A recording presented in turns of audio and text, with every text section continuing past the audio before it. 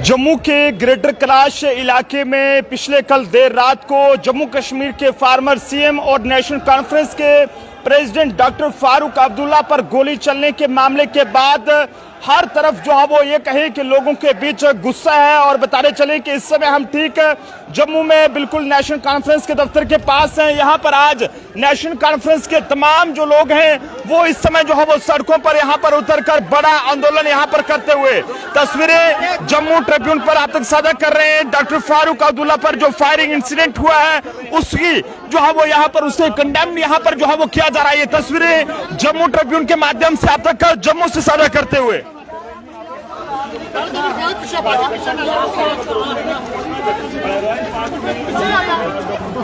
लगातार ये तस्वीर आप देखते हैं।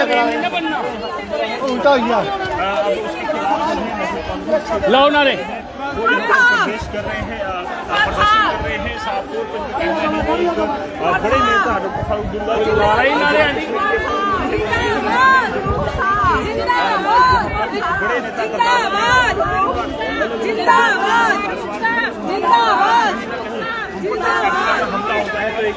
लगातार ये तस्वीरें आप देख सकते हैं। इस समय यहाँ पर तमाम जो महिलाएं हैं वो भी सड़कों पर उतरे हैं। मैम क्या कहेंगे आज जिस तरह से आप लोग सड़कों पर उतरे हैं? देखो ये बहुत बुरा हुआ जब एक इतने बड़े कायदेसानी नेता की सिक्योरिटी नहीं है, हम आम लोगों की क्या सिक्योरिटी होएगी। ये सबसे बहुत बुरा हुआ, पर ऊपर माता की शक्ति थी जिन्होंने उनको बचाया, नहीं तो इन्होंने बचने का कोई रास्ता ही नहीं रखा था। बस बिल्कुल ये आप देख सकते हैं हिंदुस्तान के ही नेता नहीं हैं, वो पूरे वर्ल्ड वाइड नेता हैं। और ये जो सिक्योरिटी लैप्स हुआ है, ये कैसे हुआ? सिक्योरिटी लैप्स क्यों हुआ है? हमें तो इसमें कुछ ना कुछ हमें शक की नजर की और शक की गुंजाइश लगती है कि इतना ज्यादा ये लोग फ्रस्ट्रेट हो गए हैं उमर अब्दुल्ला साहब की अच्छी हुकूमत से कि इन्होंने मुझे लगता है कि ये भी एक साजिश के तहत एक कांड होना, मतलब इन्होंने प्लान किया है। और हम चाहते हैं कि अगर सेंटर से नहीं हुकूमत चलती, लॉ एंड ऑर्डर वो नहीं हमें दे सकते, तो वो लॉ एंड ऑर्डर हमारी हुकूमत के हवाले करें और जल्द से जल्द करें। इससे अच्छा मौका कोई नहीं होगा कि अगर इस वक्त सेंटर वाले ये सोचे कि उनसे नहीं संभल रहा, लॉ एंड ऑर्डर उनसे नहीं संभल रहा, लॉ एंड ऑर्डर उनको इमीडिएटली हमारी पॉपुलर गवर्नमेंट जिसके चीफ मिनिस्टर उमर अब्दुल्ला साहब है और हमारे जितने भी कैबिनेट में मंत्री हैं उनके हवाले किया जाए। अब वो कहेंगे कि शायद मैडम स्टेटहुड की बात कर रही है, नहीं, लेकिन लॉ एंड ऑर्डर हमें दे दीजिए। बिल्कुल मैम क्या कहेंगे डॉक्टर फारूक अब्दुल्ला साहब पर फायरिंग इंसिडेंट हुआ, क्या कहना चाहते हैं आप? देखिए बहुत दुखद है और शॉकिंग भी है कि जेड सिक्योरिटी जिनके पास है उनके साथ ऐसा हुआ।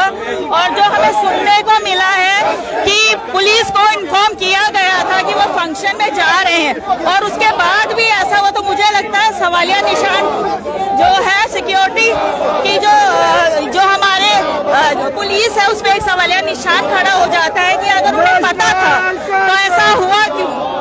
आप देखेंगे कितनी पास से उन पे वो अटैक हुआ, तो ऊपर वाले का शुक्र है कि उन्हें कोई भी जो दुर्घटना थी वो टल गई, बट ये कुछ भी हो सकता था।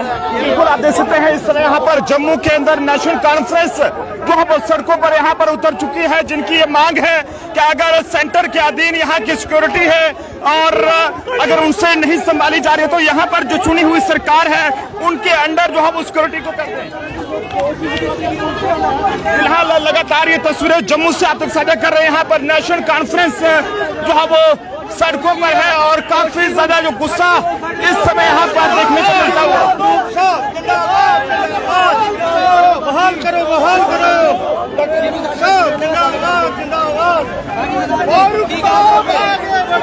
हम तुम्हारे साथ हैं। जम्मू के ग्रेटर कैलाश इलाके में एक शादी के फंक्शन में डॉक्टर फारूक अब्दुल्ला पर हुए फायरिंग इंसिडेंट के बाद जम्मू के अंदर नेशनल कॉन्फ्रेंस का हल्ला बोल। तस्वीरें जम्मू ट्रिब्यून पर आप तक साझा करते हुए तस्वीरें दिखते हैं। तमाम जो नेशनल कॉन्फ्रेंस के जितने भी समर्थक हैं वो इस समय यहाँ पर सड़कों पर हैं।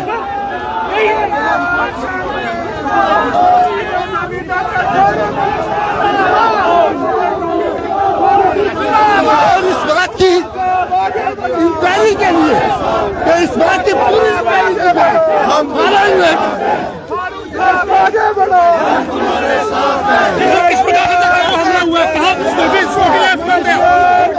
ये बड़ी बदकिस्मती है कि फारूक अब्दुल्ला साहब पर हमला हुआ।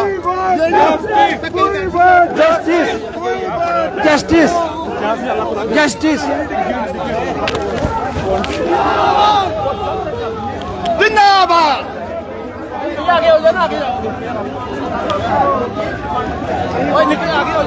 लगातार ये तस्वीरें जम्मू से आप तक साझा कर रहे हैं। यहाँ पर जम्मू के अंदर नेशनल कॉन्फ्रेंस के तमाम जो कार्यकर्ता हैं वो यहाँ पर सड़कों पर उतरे हैं। रतन जी हमारे साथ हैं।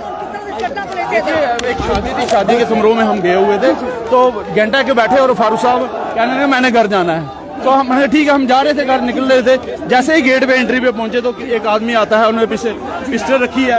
रतन जी क्या कहेंगे, ये पूरा इंसिडेंट जो हुआ है, पूरा हर जगह पर गुस्सा देखने को मिला क्योंकि डॉक्टर फारूक अब्दुल्ला एक ऐसे लीडर हैं जिन्हें हर कोई जानता है। ये देखा जा रहा है कि जहां पुलिस की तरफ से लैप्सेज हुए, हमारा यही गुस्सा है कि जिस इंसिडेंट पे जगह पे इंसिडेंट हुआ है वहां पुलिस का कोई इंतजाम नहीं था, कोई फिशिंग का इंतजाम नहीं था।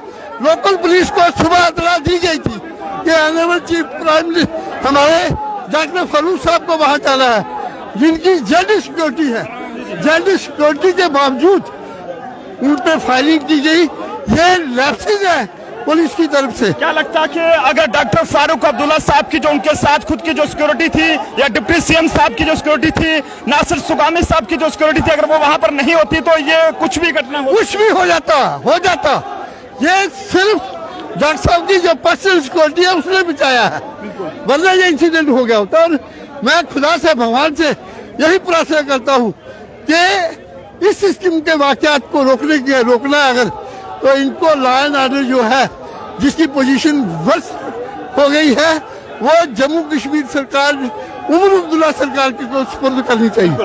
Law and order local police जो हमारा लोकल सरकार है जम्मू कश्मीर की चुनी हुई, लोगों की सरकार है, लोगों को वही सरकार प्रोटेक्ट कर सकती है जिस सरकार ने उनको चुना है। लिहाजा मैं समझता हूँ कि ये लॉ एंड ऑर्डर जो है वो जम्मू कश्मीर जनाब उमर अब्दुल्ला सरकार को सौंपा जाना चाहिए और इस वाकया की थॉरो इन्वेस्टिगेशन होनी चाहिए। बिल्कुल ये बताते चले कि लॉ एंड ऑर्डर के हवाले से मांग की जा रही है कि वो जम्मू कश्मीर की चुनी हुई जो सरकार है उनके हवाले किया जाना चाहिए। हालांकि देश के गृह मंत्री अमित शाह जी को लेकर भी ये बताया जा रहा है कि उन्होंने भी डॉक्टर फारूक अब्दुल्ला जी से फोन पर बातचीत करके उनका हाल जाना है और उनके हाल के बारे में यहाँ पर पूछा। फिलहाल जम्मू से तस्वीरें देख सकते हैं कि जम्मू के अंदर इस समय जो है वो बड़ा आंदोलन जो कि नेशनल कॉन्फ्रेंस द्वारा यहाँ पर किया जाता हुआ। फिलहाल आप लोग भी अपने अपने सुझाव जो है वो जरूर दीजिएगा। देखते रहे Jammu Tribune, camera person Anil के साथ नरेंद्र सिंह ठाकुर, जम्मू।